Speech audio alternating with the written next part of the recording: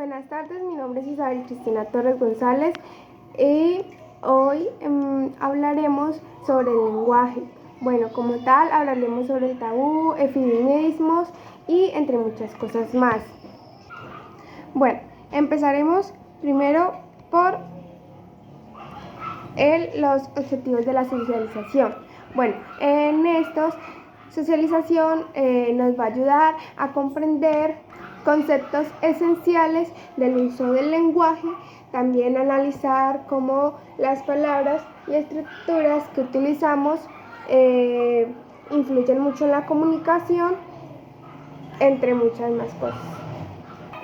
Bueno, entonces seguimos.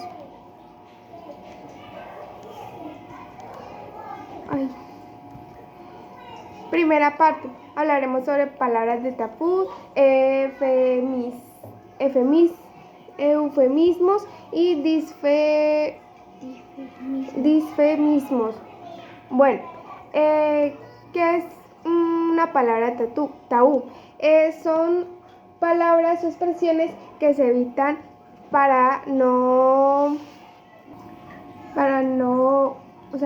se evitan por motivos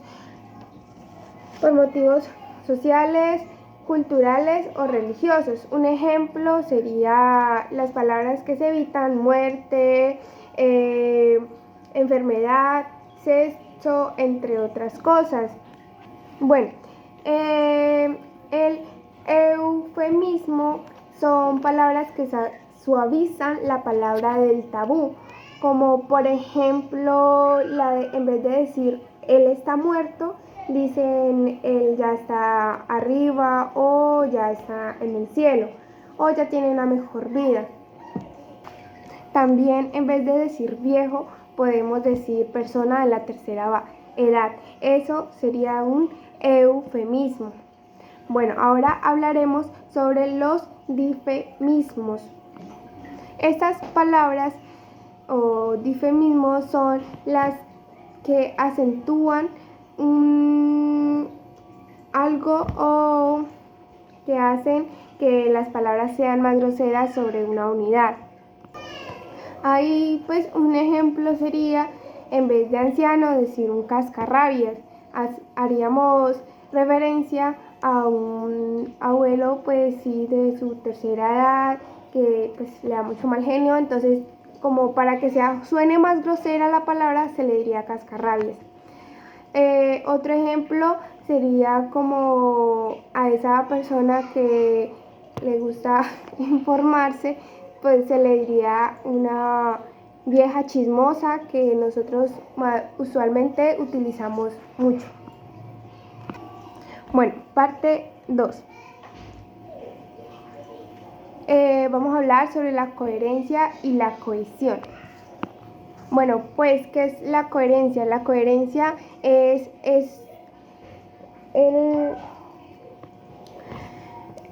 como que la lógica de un texto, o sea, la lógica de las ideas de un texto.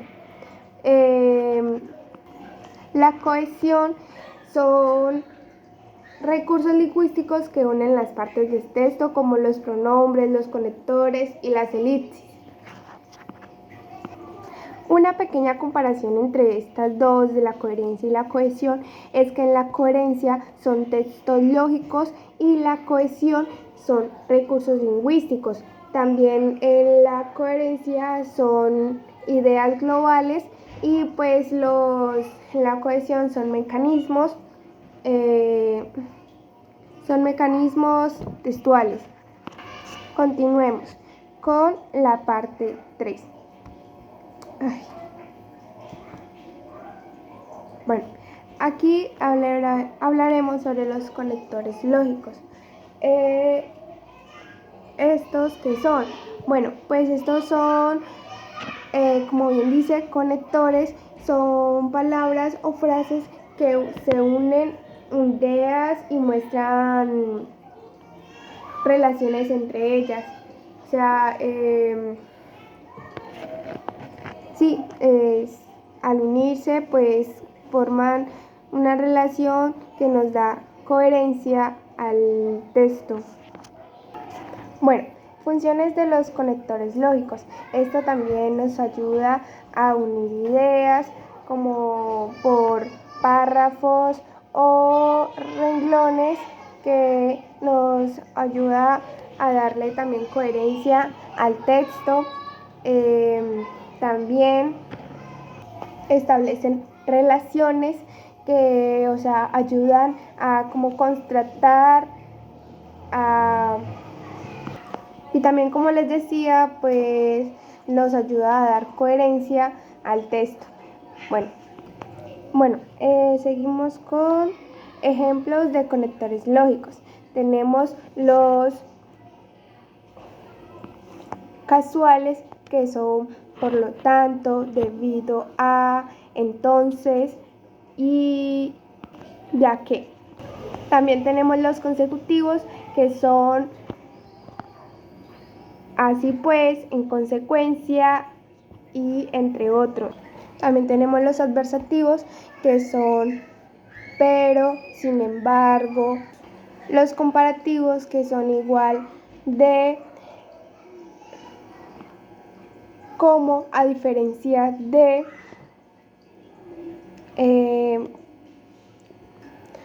También tenemos los aditivos, que son y, también, además, entre otros. También están los explicativos, que son es decir, o sea, y entre otros. Los temporales, que son primero, después, antes y mientras. También están los disyuntivos, que son o bien, ya sea. También encontramos los de conclusión, que son en resumen, en conclusión. También, por último, por transición, que son los de por otra parte, a continuación y por lo tanto. Bueno, ahora hablaremos sobre los tipos de conectores. De tipos de conectores hay muchos. Encontramos los de adición, causa y consecuencia. Los de adición son además, también. Los de causa son los de ya que y por qué. Consecuencia, por eso, entonces. Los de contraste son sin embargo, aunque, y los de ejemplificación es por ejemplo. Bueno, para esta parte 4 hablaremos sobre la polisemia y la homonomía. Bueno, ¿qué es la polisemia? La polisemia es una palabra con varios significados, como por ejemplo un banco. Un banco puede ser un banco donde uno saca el dinero, o también puede ser un banco donde uno se sienta.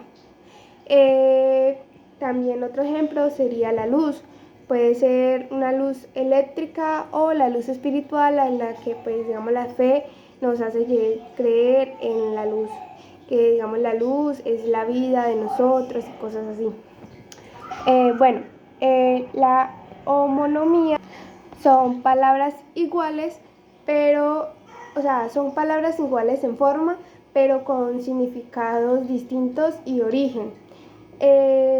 Como por ejemplo vino, puede ser vino de venir o vino de bebida.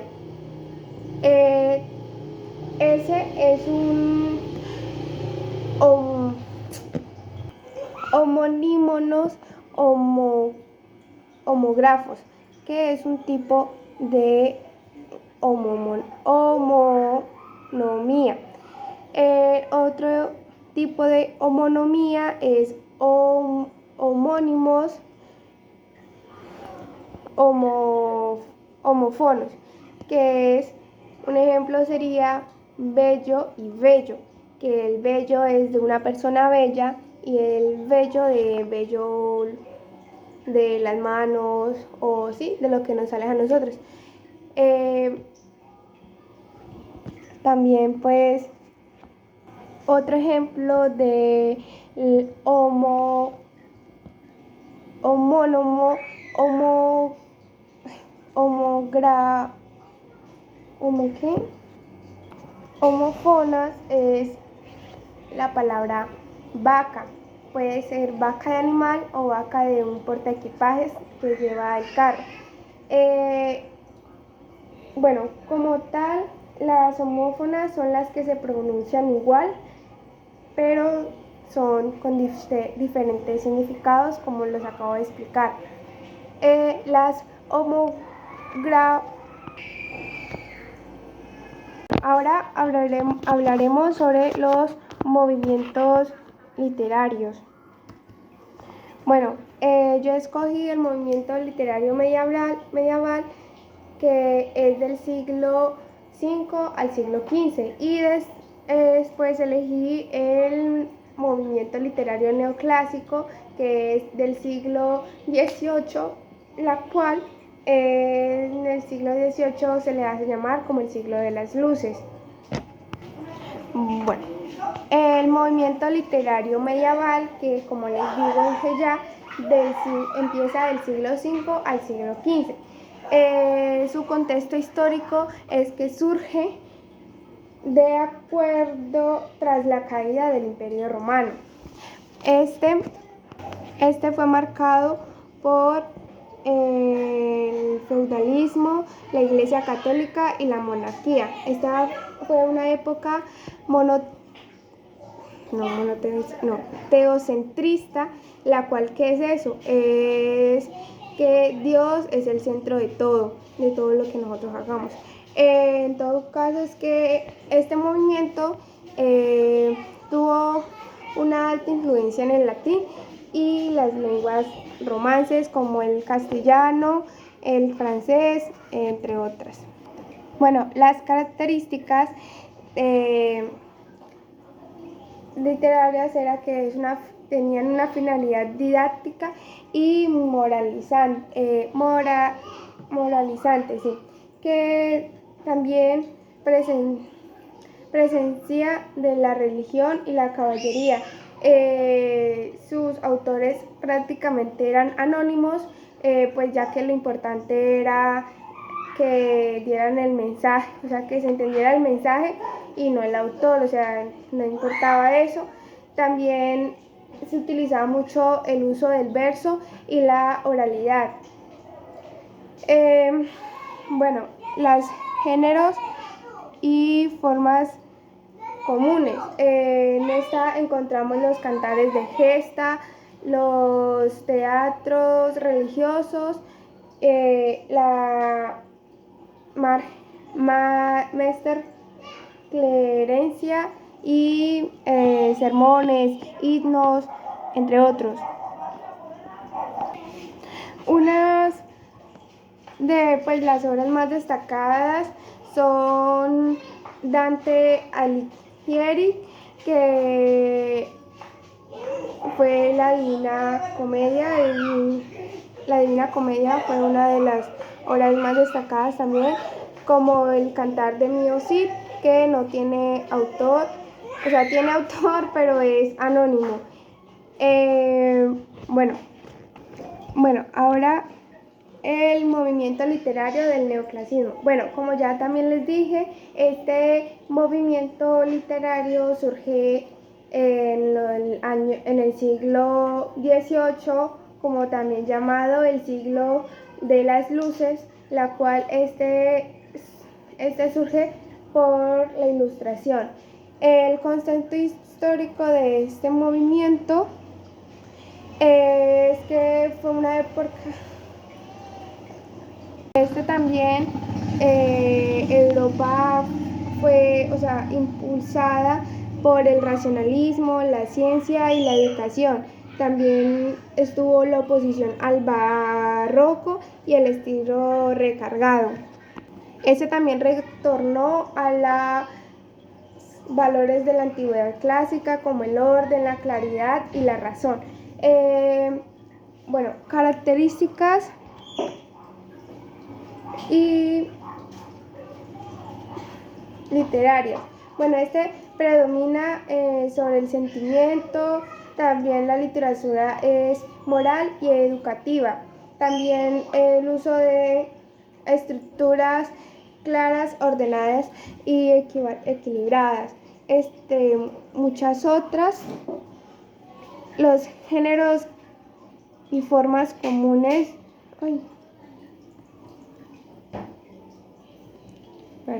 Los géneros formas comunes que en este encontramos la fábula, los ensayos filosóficos y los teatros didácticos, que son los que, digamos así, se utilizaron mucho en ese tiempo. También la poesía filosófica y policíticos. Bueno,